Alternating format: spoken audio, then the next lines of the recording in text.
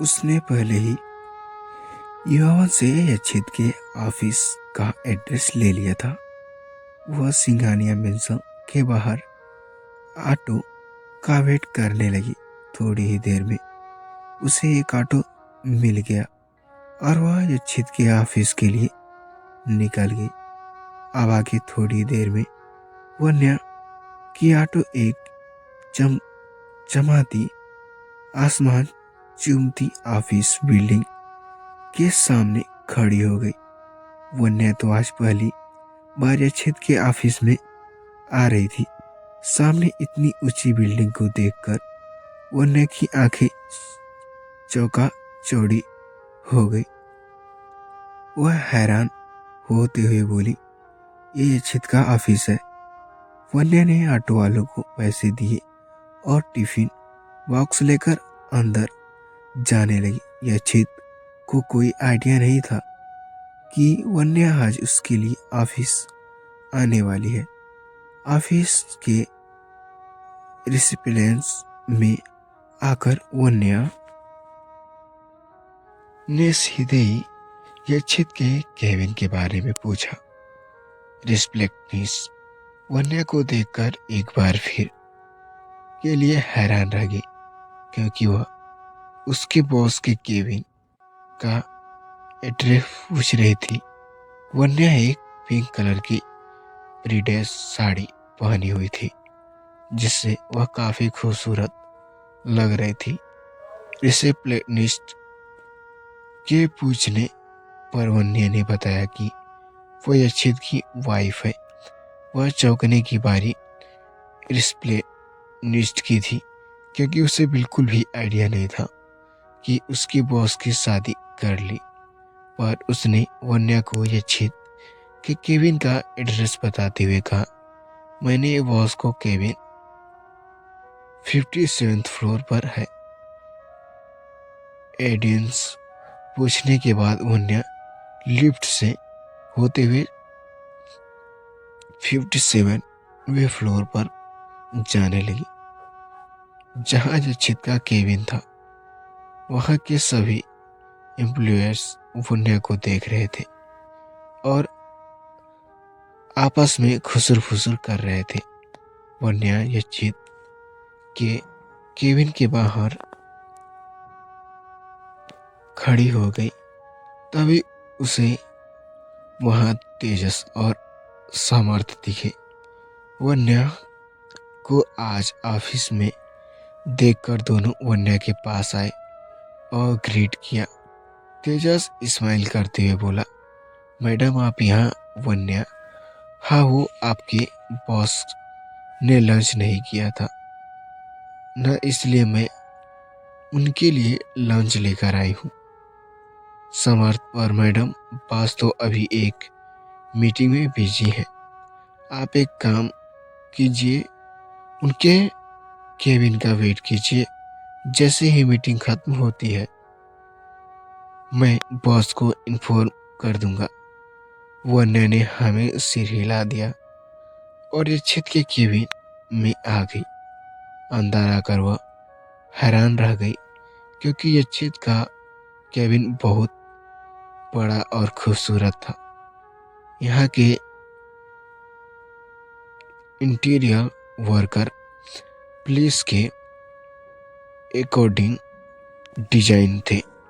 Cabin room में कांच की बड़ी बड़ी डिवीज थी लगी हुई थी। केबिन के एक तरफ यच्छित का डेस्क था, जहां एक राउंड चेयर था और सामने टेबल पर यच्छित का लैपटॉप रखा हुआ था। डेस्क के सामने एक आरामदायक सोफा रखा हुआ था। केबिन रूम से अटैच वॉशरूम और एक प्राइवेट रूम भी था, जहां यच्छित कभी कभी रेस्ट करता था। वन्या टिफिन बॉक्स को टेबल पर रखकर एक एक चीज को बहुत ध्यान से देख रही थी। तभी एक लड़की, उनका नाम सुहाना था, अपने हाथ में एक फाइल लेकर इत्मीनान से यच्छित के केबिन की तरफ चली आई रही थी। दरअसल सुहाना यच्छित को लाइक करती थी, इसलिए उसने जानबूझकर यच्छित की कंपनी को ज्वाइन किया। वह दिखाने में बहुत खूबसूरत थी, पर अंदर से वह एक घमंडी किस्म की लड़की थी। वह अक्सर अपनी खूबसूरत और इतराती करती थी। अपने फेमो एम्प्लॉयर को यही कहती थी कि देख लेना, एक दिन बॉस मेरी खूबसूरती के जान में घिरे ही जाएंगे। सबको सुहाना की इस सोच पर बहुत हंसी आती थी, क्योंकि ऐसा तो उसने सपने में भी पॉसिबल नहीं था। वह आज भी फाइल लेकर जबरदस्ती अच्छित के केबिन में जाने का बहाना करती हुई अंदर जाने लगी। पर आज उसे एक बड़ा सरप्राइज मिलने वाला था। वह जैसे ही अपने बालों को लिप्स करते हुए बिना नोकिए अच्छित के केबिन के अंदर जाती है, सामने किसी और लड़की को देखकर सुहाना की बातें तन जाती है।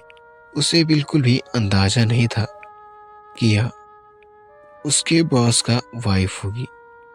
वन्या यच्छित के डेस्क के पास खड़ी होकर उसको डेस्क को निहार रही थी और सोच रही थी कि यच्छित यहाँ काम करते हैं, वे कैसे लगते होंगे। यह देखकर सुहाना की आंखें गुस्से से लाल हो गई। वह वन्या के पास गई और उसके कंधे को पकड़ते हुए अपनी तरह कर लिया। सुहाना की इस हरकत पर वन्या को बहुत जोर से गुस्सा आया। वह भी आते तेरस का उसकी तरफ देखते हुए बोला, ये क्या हरकत है? सुहाना भी वन्या की तरह देखते हुए बोली, वही तो मैं भी तुमसे पूछना चाहता हूँ, कब से देख रही हूँ तुम यच्छित सर के केबिन की जासूसी कर रही हो। वन्या उसे वार्न करते हुए बोली, माइंड योर ब्लीच, वरना बाद में बहुत पछताओगी तुम। सुहाना सातिर स्माइल करते हुए बोली, अच्छा आखिर हो कौन तुम जो मुझे इस तरह धमकी देने की हिम्मत कर रही हो? जो भी हो, पर मेरे यच्छित और उनके केबिन से दूर रहे। वो नया अपने हाथों को बांधकर सुहाना की तरह घूरते हुए बोली, क्या मैं जान सकती हूँ कि तुम कौन हो और इस केबिन में क्या कर रही हो? सुहाना भी रूडली बोली, तुमसे मतलब, पर फिर भी मैं अपने बारे में तुम्हें बता ही देती हूँ। मैं सुहाना सहाय यच्छित की गर्लफ्रेंड हूँ।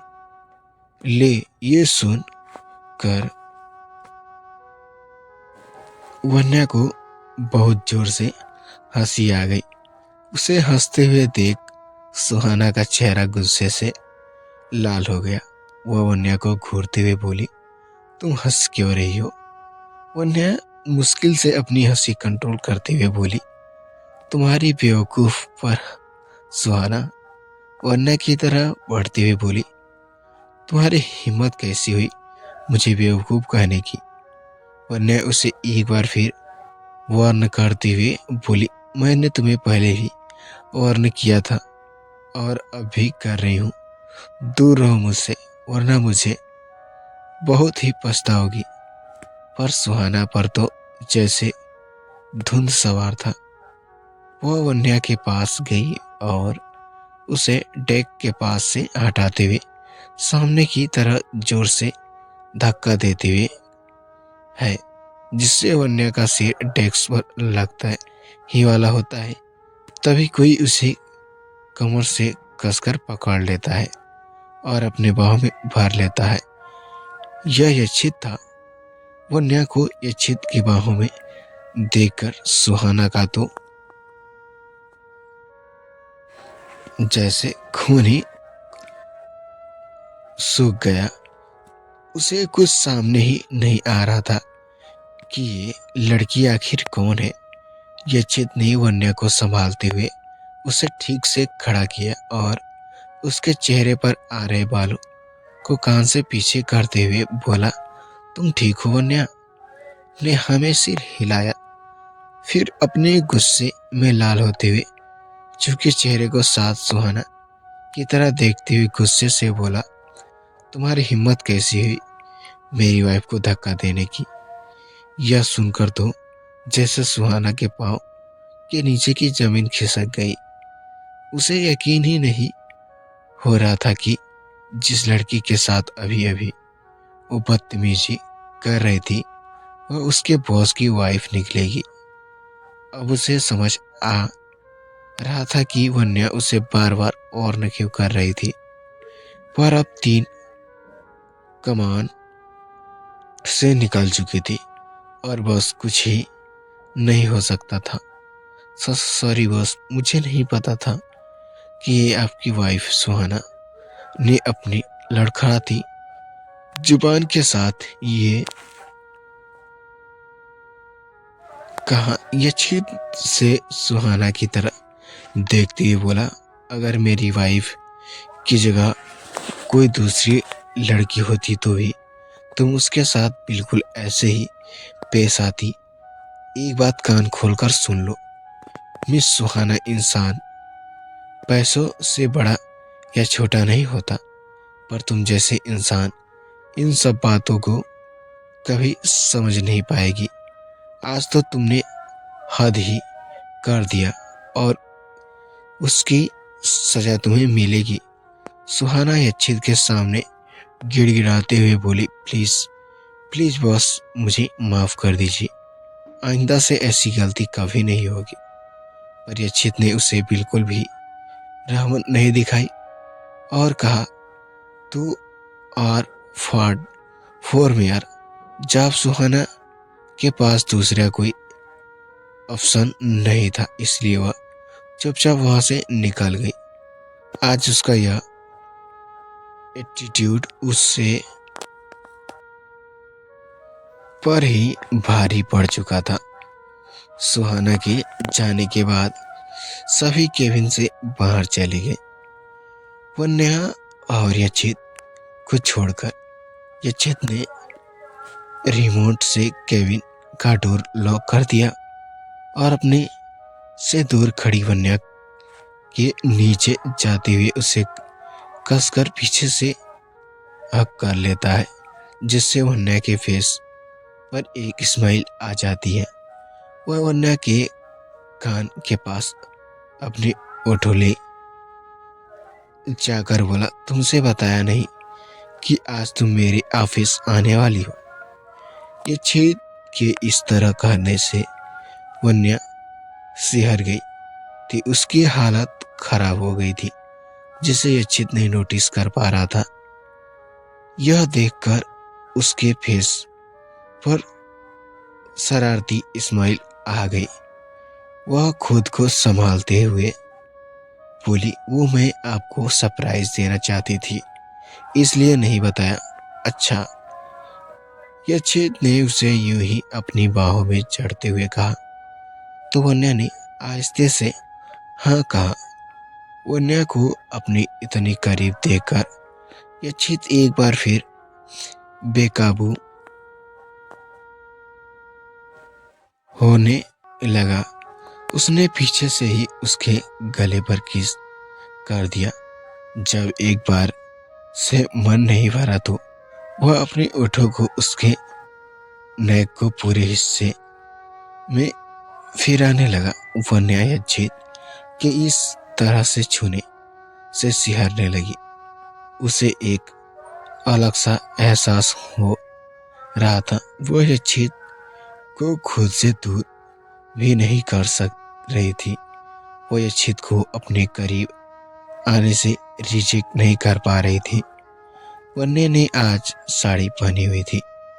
उसके बैकनेस क्लाउड से उसकी गोरी पीठ बहुत अच्छे से नजर आ रही थी। ये छेद वन्या से आहिस्ते से अलग होकर उसके पेट को भी चूम लेता है। फिर वन्या को ज्यादा परेशान न करते हुए उसके कंधे को पकड़कर उसके सामने कर लेता है। वह ऊपर से नीचे तक उसे देखने लगता है, जिससे उसकी निगाह वन्या के सेक्सी नॉवेल पर टिक जाती है, जो कि पतली साड़ी से बेहद अच्छी से नजर आ रही थी होती है। यह देखकर यक्षित एक बार फिर अपने कंट्रोल खोने लगता है, पर वह खुद को संभालते हुए वन्या को बोला, अगर तुम इस तरह मेरे सामने आओगी तो मैं काम नहीं कर पाऊंगा। वन्या बॉक्स करते हुए अपनी नजरें झुका लेती है। यक्षित उसके करीब आकर उसके गालों को सहलाते हुए उसके कान के पास अपने ओठ को लेकर जाकर बोला, बहुत खूबसूरत लग रही हो। वन्या एक बार फिर शर्माते हुए अपनी नजर झुका लेती है। यक्षित अपनी ब्लेजर उतारकर साइड में रख देता है और ऊपर से शर्ट की 2 बटन खोलकर देता है। अपनी स्लीव को एल्बो तक मोड़ लेता है। उन्हें उसकी तरह देखते हुए बोली, लंच लेकर आई हूँ, चलिए खा लीजिए। यक्षित ने हामी सिर हिलाया और सोफे के पास बैठ गया। वन्या ने लंच सर्व कर दिया और यक्षित को खाने के लिए कहा, पर यक्षित ने अभी भी खाने के एक टाइम बाइट नहीं ले रही थी। यह देखकर वन्या उसकी तरह देखकर बोली, क्या हुआ, आप खाना क्यों नहीं खा रहे? यक्षित बच्चों जैसी शक्ल बनाकर बोला, तुम अपने हाथों से खिलाओगी तभी मैं खाऊंगा। वन्या एक नजर घूर कर यक्षित को देखते हुए बोली, आप भी ना बिल्कुल बच्चों की तरह हरकत करने लगे। यक्षित ने वन्या की बातों को इग्नोर करते हुए उसे अपनी तरह खींचकर अपनी गोद में बिठा लेता है। वन्या यक्षित को इस हरकत से शॉक्ड रह जाती है। अब उसके पास कोई ऑप्शन नहीं था यक्षित को अपने हाथों से खिलाने के अलावा। वह उसे अपनी हाथों से खिलाने लगती है। यक्षित भी वन्या के सामने हाथ से खिलाते हैं। खाने के बाद दोनों सोफे पर बैठ जाते हैं। वन्या को तो कर यक्षित कैसे फेस पर डेविल स्माइल आ जाता है। वह उसकी तरफ देखते हुए बोला, तुम नहीं लगता खाने के बाद कुछ मीठा हो जाए। वन्या मासूमियत से बोली, अरे हाँ, आपको अपने अच्छा याद है दिलाया, पर मैं तो भूल ही गई, मुझे कुछ मीठा बनाकर लाना चाहिए था। वो वन्या की बातों पर स्माइल करने लगा और उसकी तरह देखते हुए बोला, डोंट वरी बेबी, तुम्हें बनकर लाने की कोई जरूरत नहीं है, वो ऑलरेडी तुम्हारे पास ही है। वन्या कंफ्यूज होकर यक्षित की तरह देखने लगी। जब तक यक्षित को कुछ बोल पाती, यक्षित अपने ओठों को वन्या की ओठों के करीब ले जाकर अपने ओठों के बीच दबाकर उसे किस करने लगता है। तो फ्रेंड, ये थी हमारी आज की स्टोरी कैसी लगी कमेंट करके जरूर बताइएगा। और हाँ फ्रेंड्स, चैनल पे नए हैं तो चैनल को सब्सक्राइब करके बेल आइकन को ऑल भी प्रेस कर दीजिए, ताकि कोई भी वीडियो नोटिफिकेशन सबसे पहले आपको मिले। तो फ्रेंड्स, हमें दीजिए आगे की स्टोरी के लिए इजाज़त। तो फ्रेंड्स, मिलते हैं नेक्स्ट पार्ट में। तब तक के लिए बाय।